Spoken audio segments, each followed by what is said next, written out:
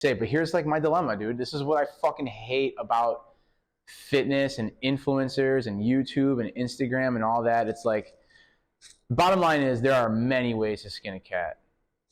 Many ways. Now, if you want a big chest, the caloric surplus, and then progressive overload on your chest muscles will work for sure.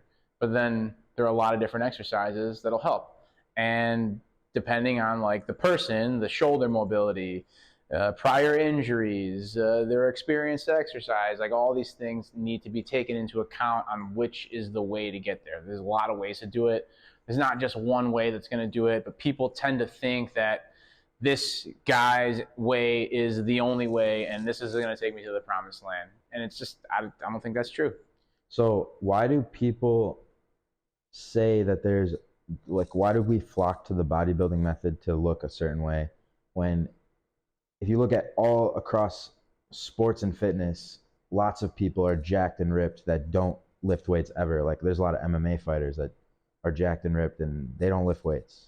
Well, professional athletes are on another level because they're training multiple times a day for longer periods of time. They have all kinds of resources to their disposal. I mean, they have all kinds of food, chefs preparing their stuff, they get their blood work done, they're on all kinds of supplements to the T, right? Like professional athletes, a little bit different. But the everyday person, to go back to that first question, why do people think that bodybuilding style is the way to the fitness promised land? It's just because that's what people know. That's what's in our face. People go to the gym. You know, if you talk about like the 70s and the 80s and, you know, Arnold's big movement in bodybuilding and Mr. Olympia, like people look to that as their gold standard of how to get physically healthy.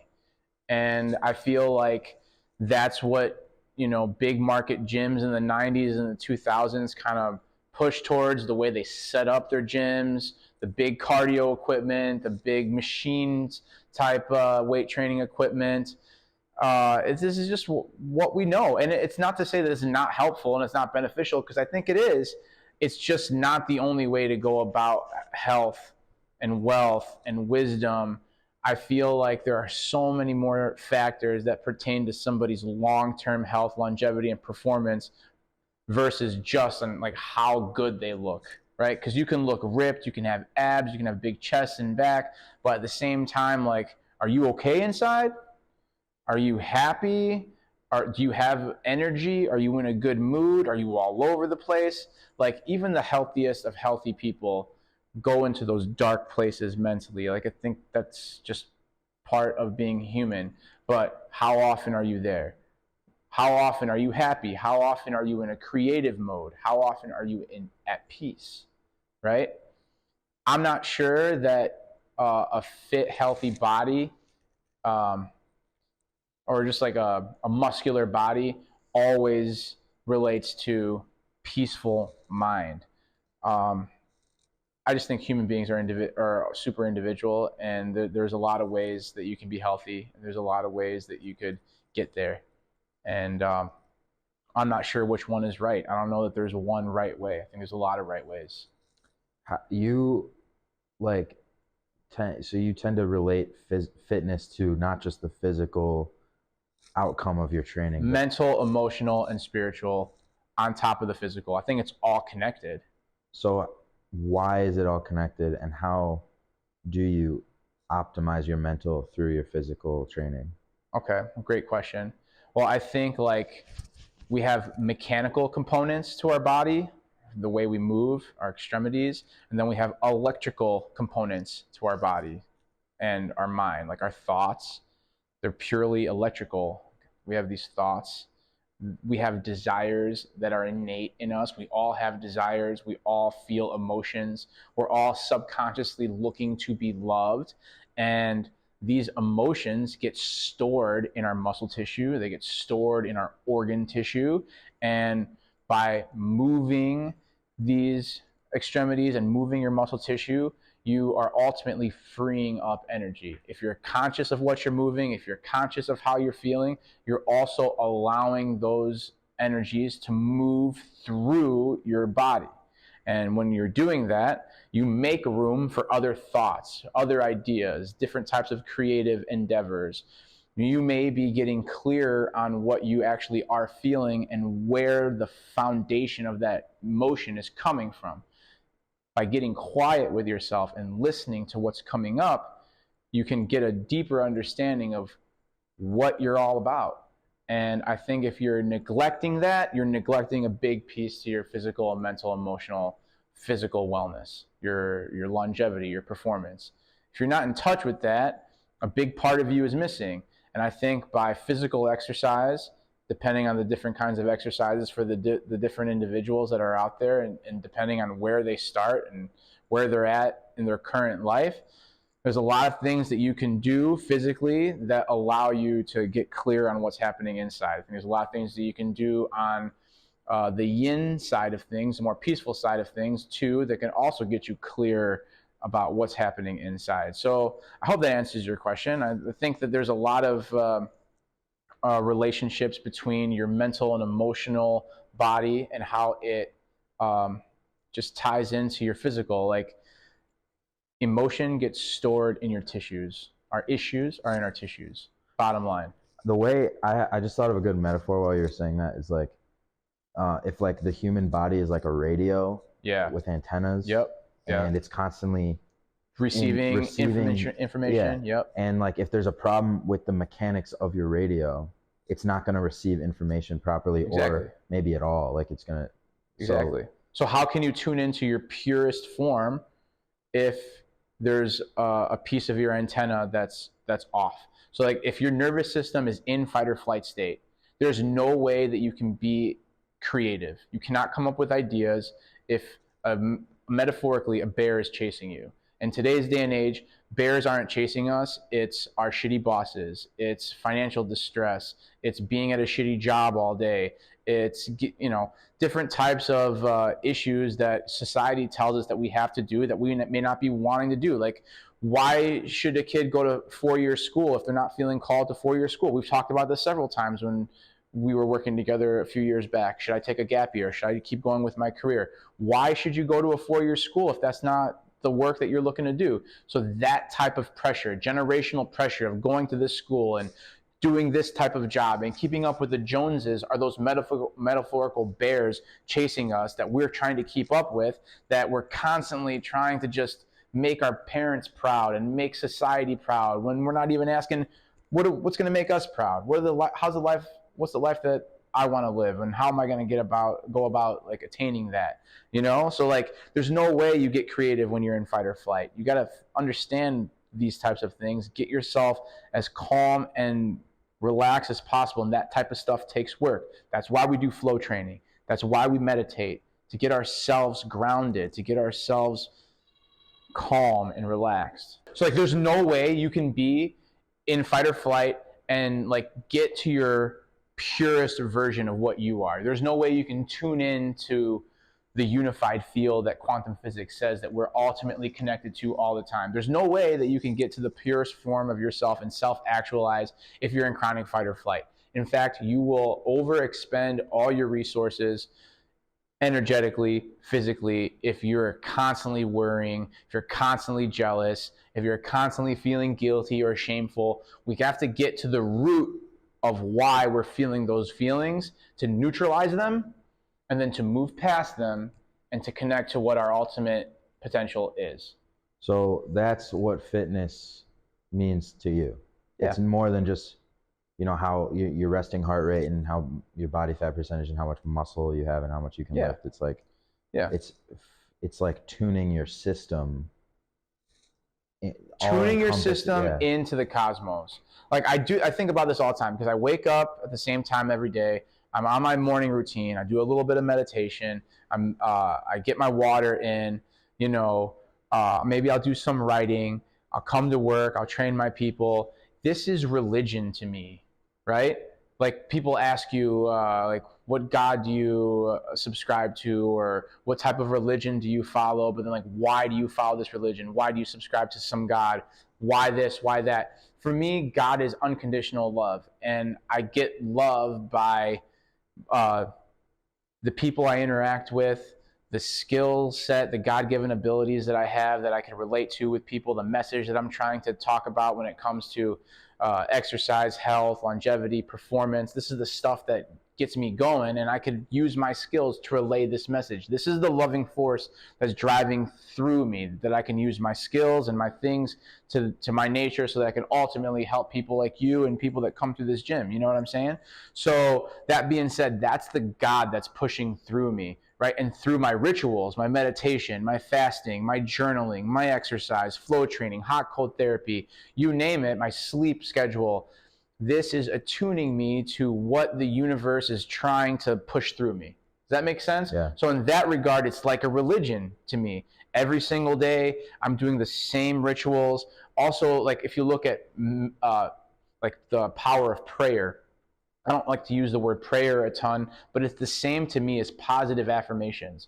Talking things into existence, talking positively about what you are doing and the future self that you see yourself kind of playing out. And that's what it seems to me like when people follow religion and God and talk about, you know, a higher power or being spiritual. I just feel like it's consistency, following your heart and soul, and utilizing your God-given abilities and how to and whatever that is, and share that with the world, whatever that is. And this is what we're trying to do. What we've been trying to do is clear our message, get clear on what we're trying to say. How do we help people? How do we influence people? How do we take our God-given abilities and skill sets, package it tightly into this world that we live in? And now it's the digital age, it's Instagram, it's the TikTok, it's the YouTubes. How do we package it nicely so that it can get out to the masses, so that we could actually have a positive influence on people? And that's what I'm trying to figure out in this life, you know?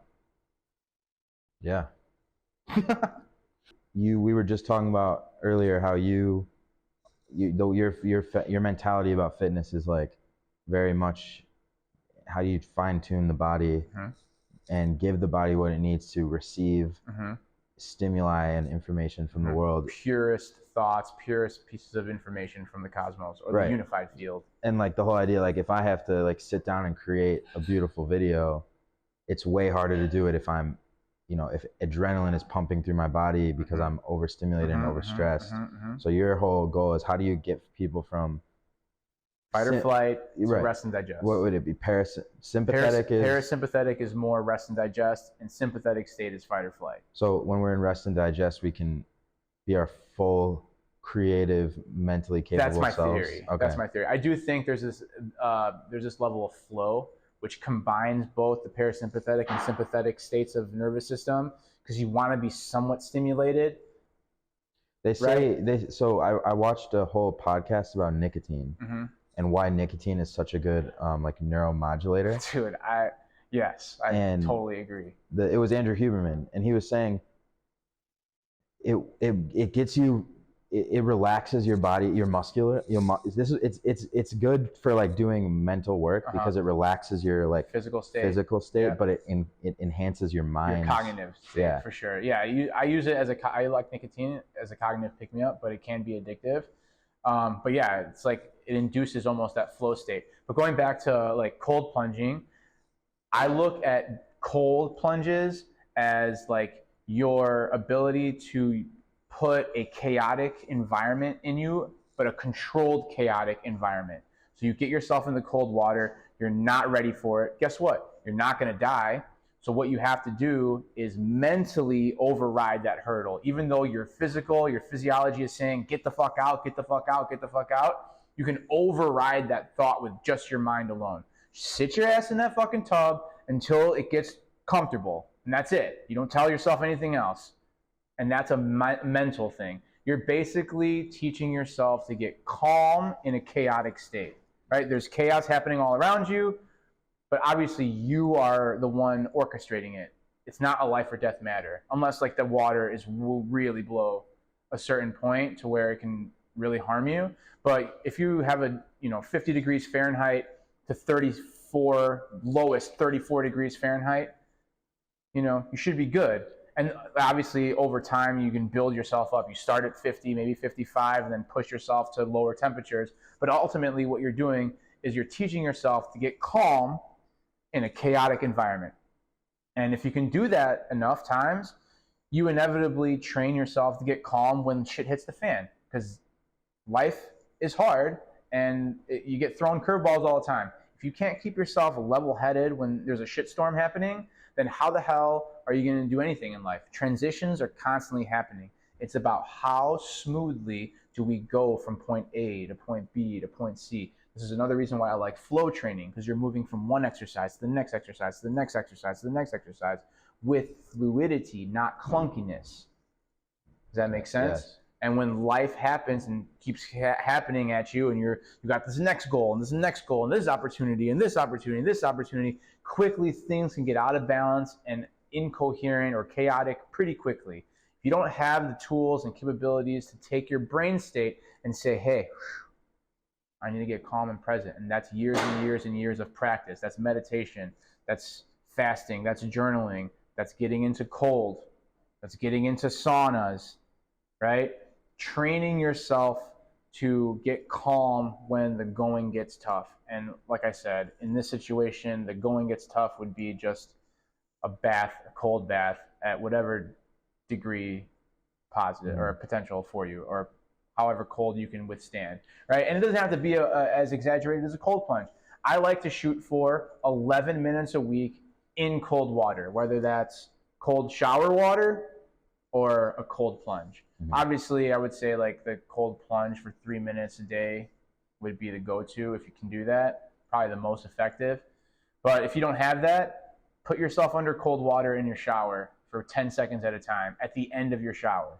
Get yourself all nice and warm, shower up, wash yourself up, whatever. But at the end, how long can you withstand the cold shower on you?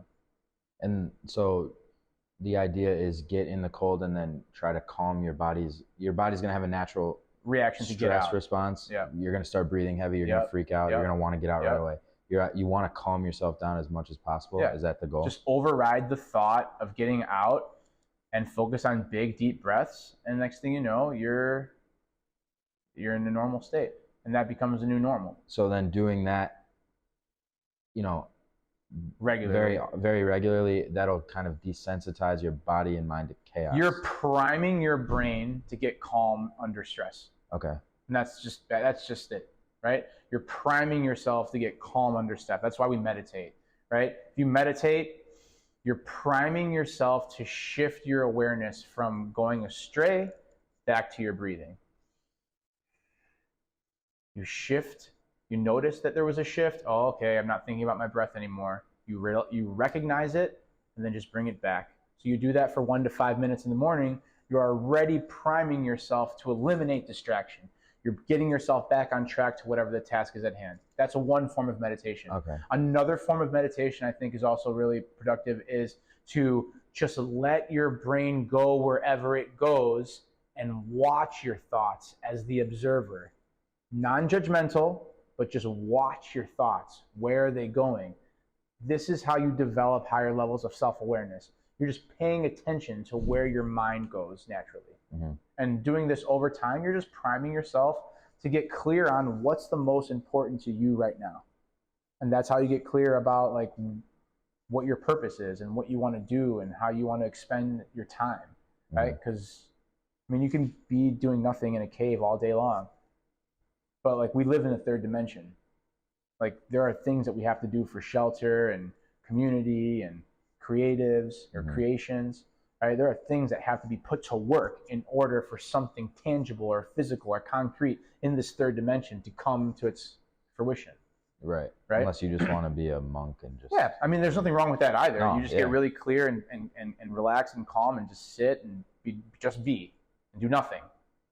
To some people, that's enlightenment. I think that's great. But I'm not there right now. Right now, I feel like a lion hunting. I got a young baby, I got a family, I got a business. Like, I want to learn what there is to learn about consciousness, life, endeavor, purpose, creations, community, business, relationships, and just keep on doing what I feel called towards. And I feel like that stuff comes up the more I practice these holistic rituals: meditation, fasting, cold hot therapy, flow training, strength training, journaling, conversation, doing an endeavor that feels very, I guess, purposeful, self-actualizing. So, like, your whole idea is the way to get out of constant fight or flight in this world is by purposely putting yourself in a position where you would induce fight or flight and then working yourself out of it. That type of theme throughout, doing that to yourself keeps you out of it in regular day-to-day life. Think about what exercise is. You're putting your muscles against resistance, not too much, enough to where you can rest and it regrow, right? But you can get to a certain point where you're pushing too fucking hard, and now you're not allowing your body to recover as much. I like to look at Ronnie Coleman as a perfect example of someone that, from a nervous system standpoint, beat himself to the ground, and now he's having all sorts of neurodegenerative diseases. If you look up Ronnie Coleman, previous Mr. Olympia, 8-time Mr. Olympia, now having all sorts of, neurodegenerative issues, spine issues, and then muscular issues, right? I think that's due to just like super heavy lifting for his entire career without enough like recoil, without enough yin to the yang. How much of that too, I wonder, is drug abuse? He also was a cop too, so like high stress, like that type of stuff you also have to take into account on what that does to your biology, your physiology, your chemistry, your neurochemistry, like all that plays a role. So like, yes, put yourself against stress and then give yourself a little bit of time to adapt. That is essentially what life comes down to. How much can you adhere to, and how much do you need to recoil? How much can you push yourself towards? How much can you recoil? Today's day and age, it's always more and more and more is better. Can you explain why, like, what are the environmental factors in like modern Western society that make people just inherently stressed all the time? Such as, a constant need to keep going. And like, but what new technology and factors are in our environment that kind of push us there? First of all, the Western world is highly demanding, and we're put into this from the beginning in school. We expected a lot from us, and at some point it's good, right? We talk about resistance, right? But we get to a point, we get to college, and it's like, or high school, it's like, we need this score, we need these grades, we need to be in AP classes, we need to get to a Big 5 or Power 5 conference, we need an Ivy League school, we need to get this high-paying job. This keeping up with the Joneses is fucking high stress. That's highly demanding in this culture. Also, too, we know that these phones nowadays and these apps are built to addict us. They're built for keeping our faces in here for as long as possible. The likes, the views, the followers, everything like that. What's up, Aiden? How's it going? This is addicting, and it's engineered for us to be addicting. Watch out, there's just a camera there. Just give me 1 second. We're almost done, okay? It's built for that, and we're just learning how to coexist with these. This is very new in the existence of human beings, right? So what about this? Sorry to interrupt you, but what about this causes stress? The blue light, the Wi-Fi, the 5G, that's all like electromagnetic stress on our system that plays a huge role in how our chemicals are being delivered throughout the system, right, our endocrine system. And then the screen, the blue light, then all the apps, the unlimited scrolling, whatever information you're looking for, the buying, the porn, the gambling, the food, the eye candy, it's all here in the click of a button. And if you don't have the ability to discern what or how much you actually want to use it and then put it down, you can't. It's like, I'm an adult and I understand what it's doing to me, and I still engage. If the second I wake up, if it's scrolling, commenting, posting, how much did this get likes? How much did that get likes? Oh, I should probably quit. I should probably not do this anymore. That type of stuff, that's hard. That's addicting. Like it's so demanding of your attention. Very demanding. And I'm a health professional that takes a lot of time to work on my health, my mind, my body, my spirit, and it still kicks my ass. And I still have to force myself to not look at this. This is like why one of my messages to when I talk to my kids, on top of getting like a good sleep, quality nutrients. What's up, Ryan? Sean Ryan, good to see you, boy. Give me 1 second here. Just don't step in front of the camera. So like I talk to them about getting good sleep, getting good nutrition, getting good water into their system, making sure that they're managing their schoolwork. And another one is limit your damn screen time, because it's taking you slowly. It's taking you away slowly, and it's dangerous. But it could be used as a really effective tool when utilized efficiently. But it takes a toll of us, especially a young kid. They don't know. They just know it's my phone and I got games. But it's manipulating the way you think. And that's dangerous. And we don't know the extent of that yet. But we should be talking about it. Should we drop the mic right there? I think so. Love you, Jake. Dude. Guys, this is Jake Fine. He does video for UFC fighter Aljamain Sterling. He does. Don't you live with him?